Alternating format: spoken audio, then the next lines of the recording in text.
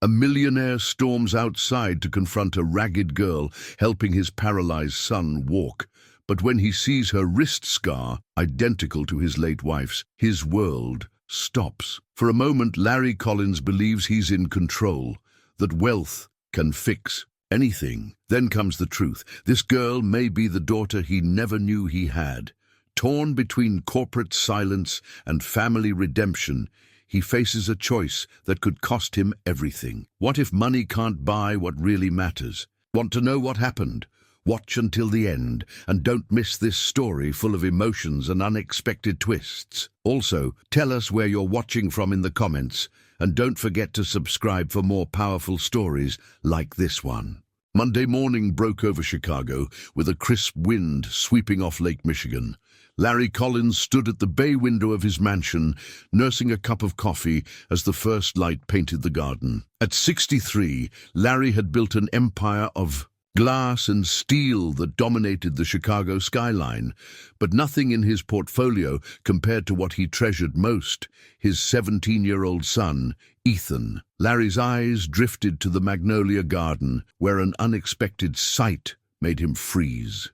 Ethan was there in his wheelchair, but he wasn't alone. A young woman in tattered clothes was kneeling beside him, her hands gently supporting his arms as Ethan strained to stand. "Just one more step, champion," her raspy voice carried on the wind. Larry's coffee cup clattered to the marble floor. In 20 minutes of physical therapy sessions over 17 years, he had never seen such determination on Ethan's face, a look of hope that no amount of money had been able to purchase. He rushed through the kitchen and onto the terrace, prepared to confront this stranger.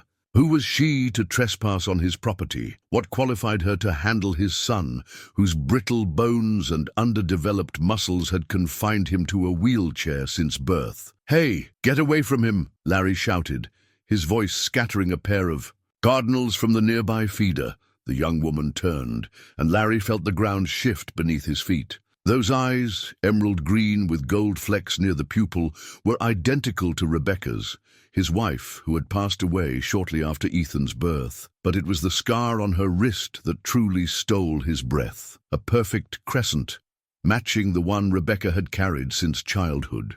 "Dad, wait!" Ethan called out, his voice vibrant with excitement.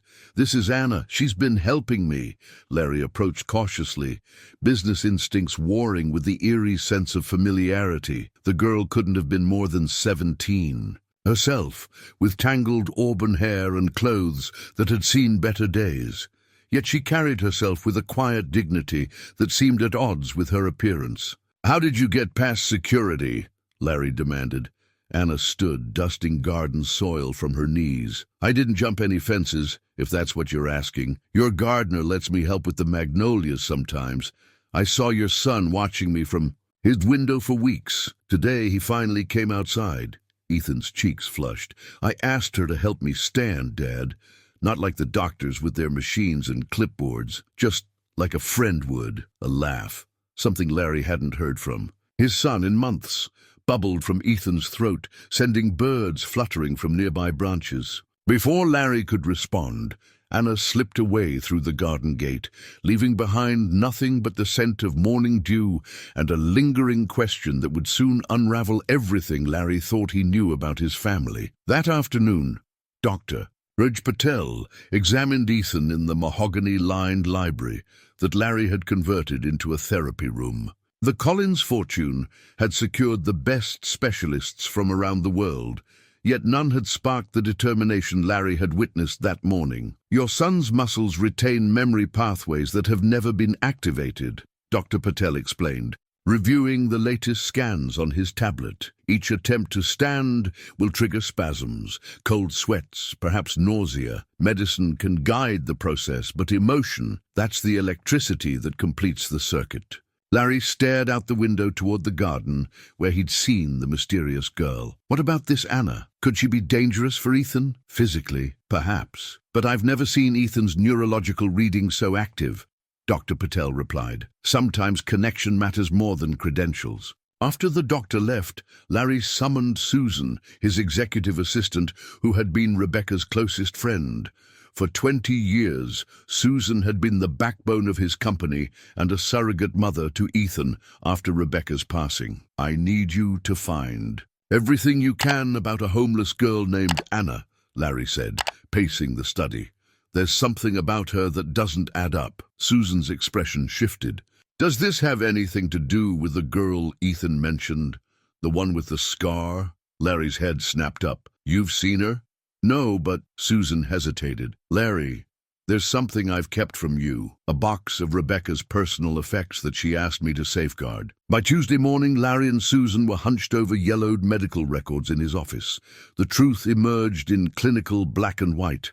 Rebecca had given birth to twins.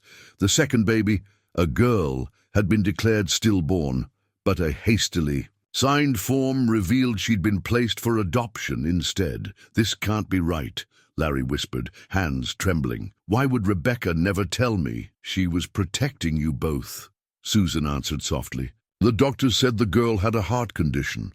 They advised Rebecca not to burden you while you were focused on Ethan's care. A security report landed on Larry's desk.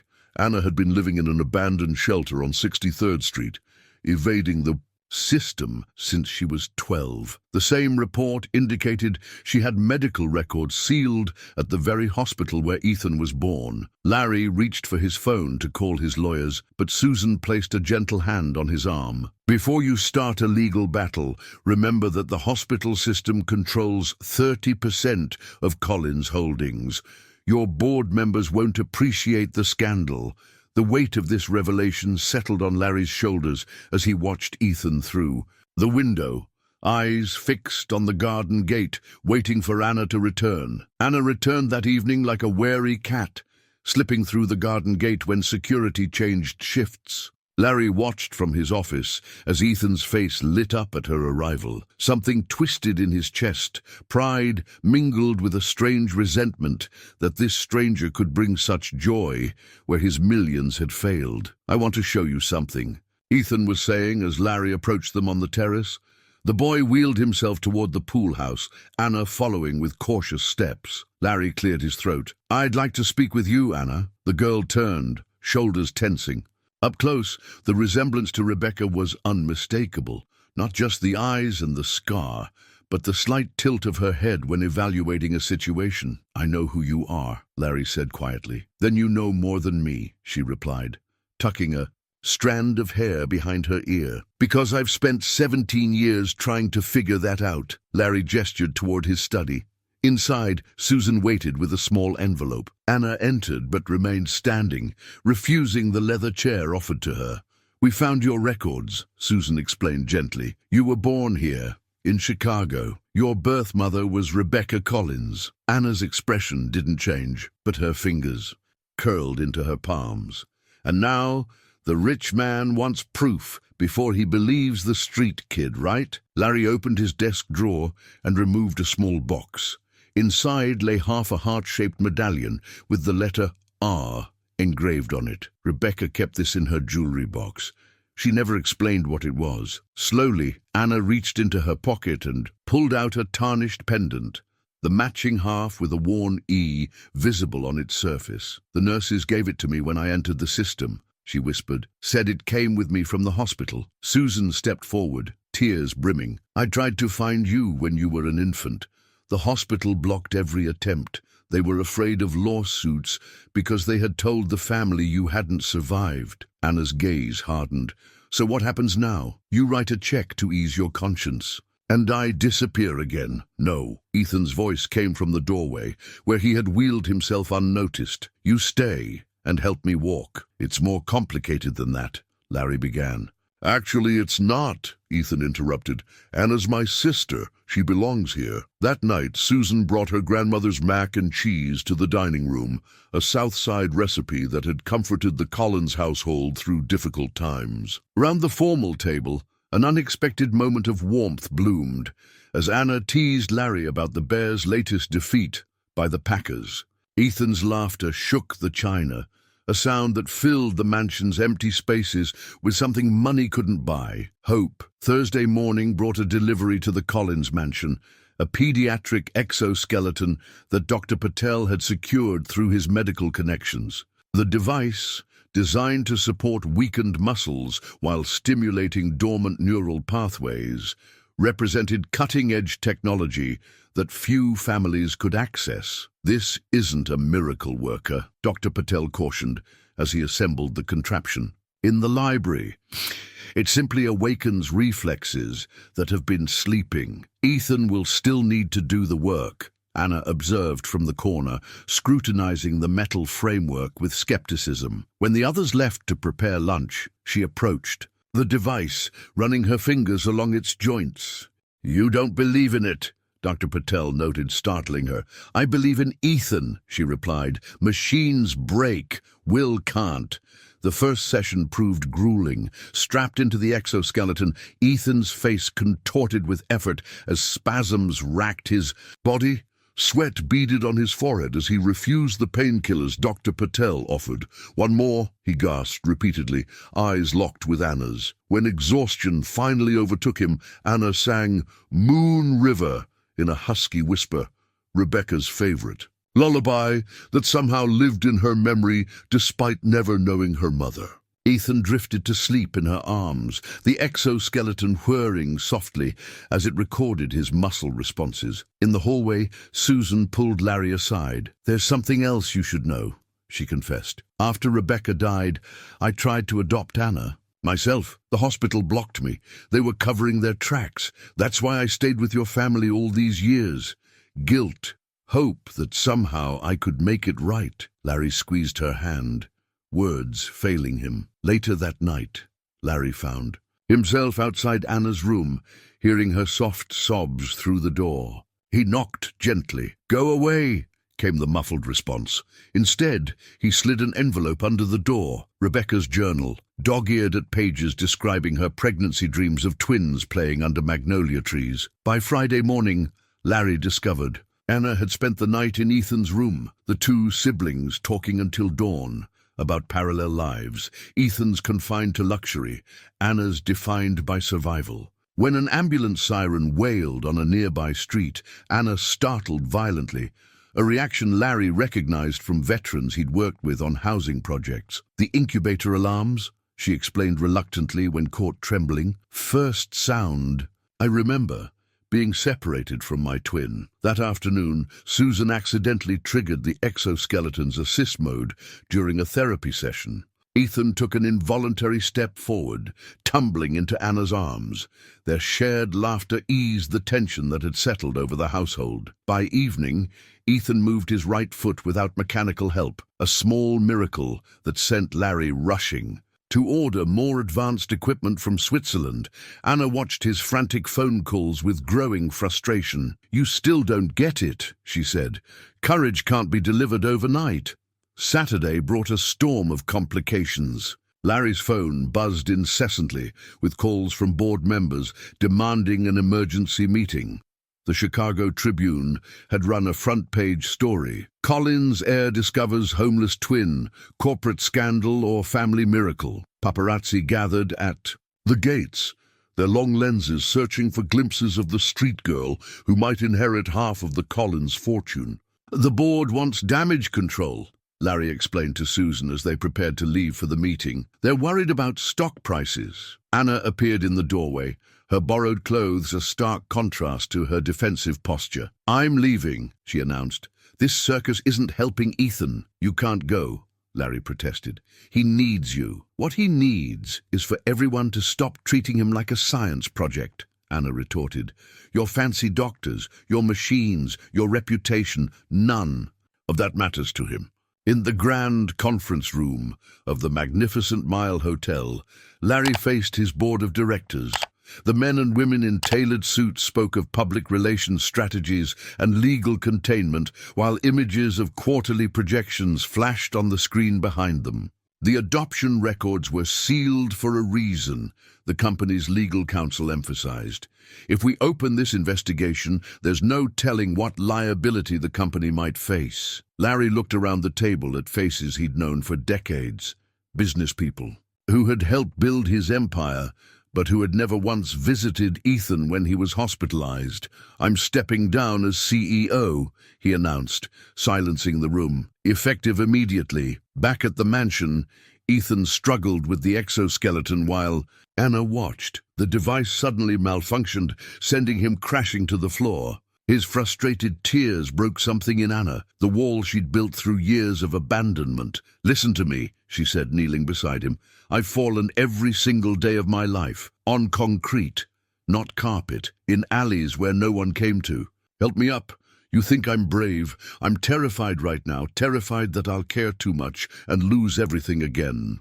When Larry returned home, he found them both on the floor of the therapy room, Ethan out of his chair, Anna with her arms around him, both tear-stained but laughing. "Dad," Ethan called, "Anna's been telling me about the stars she could see from the roof of the shelter. Better view than our penthouse, she says." For the first time, Larry sat down on the floor with his children, allowing himself to be vulnerable.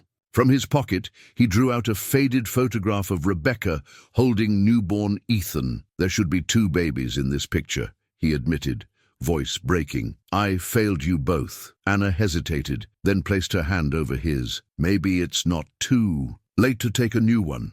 Sunday arrived with golden leaves carpeting the lawn and media vans still parked beyond the gates. Inside the mansion, a new rhythm had taken hold, one of determination rather than protocol.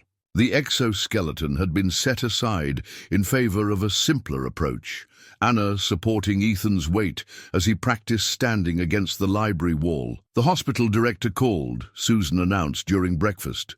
"He's offering a full confession about the adoption cover-up in exchange for immunity from prosecution." Larry nodded slowly. "Accept it.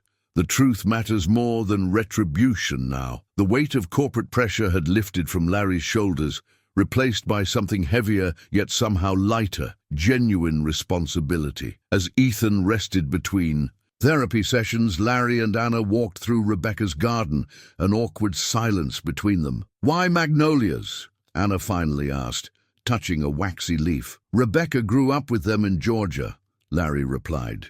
"Said they reminded her that beauty can thrive even in harsh conditions." He paused.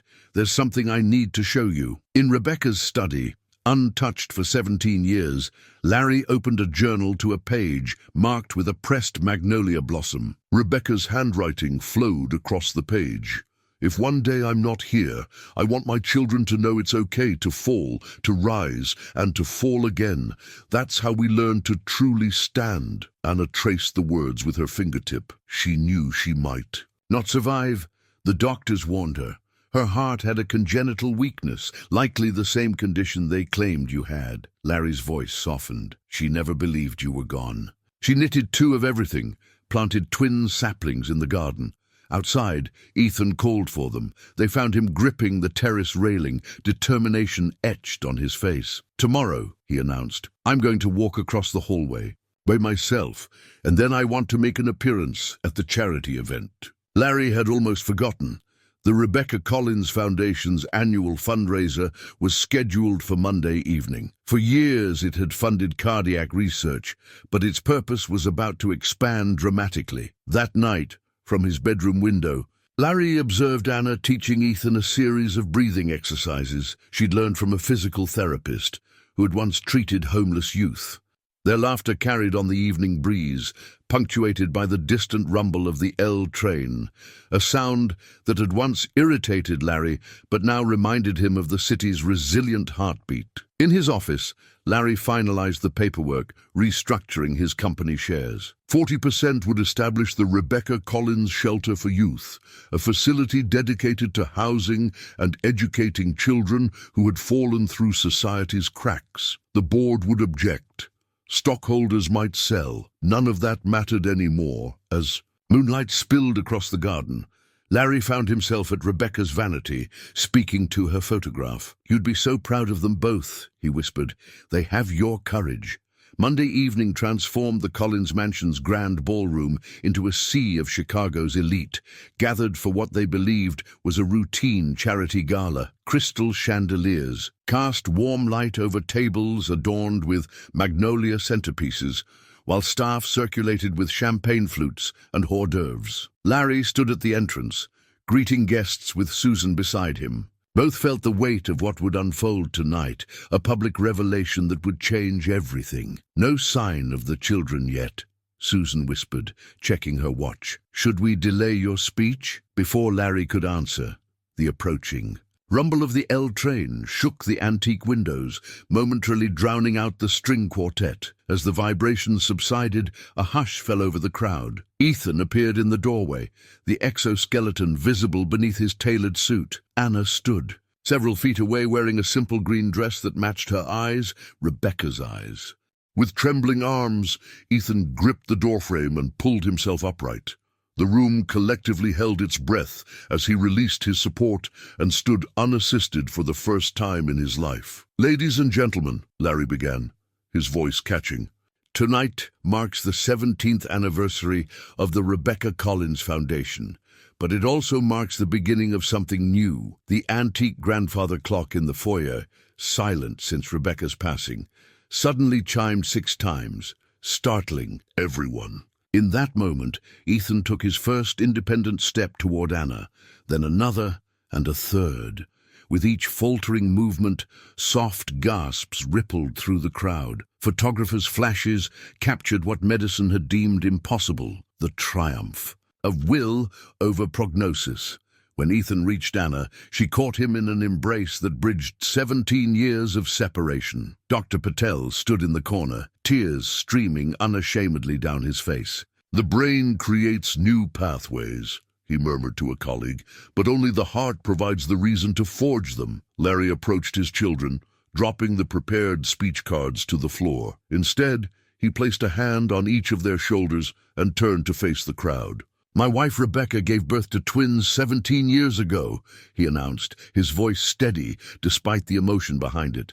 "A hospital error separated our family. Tonight, we are whole again." Camera shutters clicked frantically as Larry detailed his plans for the Rebecca Collins shelter, a haven where children like Anna could find safety, education, and dignity. The announcement of 40% of his fortune being redirected to this cause sent immediate ripples through the business community present. "Some of you will consider this financial folly," Larry acknowledged. "Others might see it as atonement. I see it as the only investment that truly matters." As the speech concluded, Moon River began playing softly, a surprise arranged by Susan. Anna led Ethan in a halting dance, his uncertain steps guided by her steady hands. Their synchronized movements told a story wordlessly. What had been broken could be mended. What had been lost could be found. Autumn leaves swirled around the red brick building in Chicago's West Loop as construction crews put the finishing touches on the Rebecca Collins shelter. 6 months had passed since the night that changed everything. 6 months of headlines, legal battles, and falling stock prices. Yet something more powerful than money had taken root. Anna stood on the shelter's rooftop garden, supervising as volunteers planted magnolia saplings. Below, Ethan guided a group of children through the facility's recreational area, his wheelchair kept nearby, but often unused now that he could manage short distances with a cane. "Your mother would have loved this view," Larry said, joining Anna at the railing. "Do you think she knew somehow," Anna asked, "that we'd find each other?" Larry smiled, thinking of Rebecca's journal entries that had sustained him through recent challenges. She always said that love creates its own map home. The shelter's grand opening had drawn crowds from across Chicago, some skeptical of the wealthy developer's transformation, others hopeful for what it represented. Inside, photographs of Rebecca hung in the entrance hall alongside the story, of twins separated and reunited, children from nearby neighborhoods, many who had experienced homelessness themselves, toured the facility, eyes wide at the libraries, classrooms, and medical facilities that would serve vulnerable youth. Anna's friend Roxy, who had lived on the streets with her for years, now managed the intake office, her street-earned wisdom more valuable than any social work degree. "Mr. Collins," called a reporter as Larry headed inside, "your company's value has dropped 30% since your announcement. Any regrets?" Larry paused, looking back at the shelter's facade where Rebecca's favorite quote had been engraved. "True wealth is measured by what we give, not what we keep." "None whatsoever," he answered simply. That evening, the family gathered in the magnolia garden where their story had begun. Ethan pushed his empty wheelchair to the center of the lawn, a symbolic gesture months in planning. With deliberate movements, he walked 10 steps unassisted, his personal best, before planting his feet firmly on the damp grass. "I have something for both of you," Larry said, presenting each of his children with a small box. Inside each was a new heart-shaped medallion, whole rather than halved, bearing the engraved words, "Collins family, separated by circumstance, united by courage." The old grandfather clock chimed 8 times from the mansion, its mechanism fully restored, just like the family it served. As darkness fell, Larry watched his children release dandelion seeds over the lake. Ethan's idea, inspired by Anna's childhood wish on every seed she'd ever found. Across Chicago, women who had watched the Collins story unfold on the news wrote letters to Anna, sharing how their own fractured families had found new paths toward healing. In boardrooms and on street corners, people spoke of the real estate mogul who discovered that his greatest construction project wasn't a skyscraper, but the invisible bridge between 3 hearts bearing the same scar. As the last light faded over Lake Michigan, the magnolias stood sentinel, their branches reaching skyward, silent witnesses to Rebecca's dream finally taking root in the world she had left behind. If this story moved you even a little, imagine what else we'll explore together.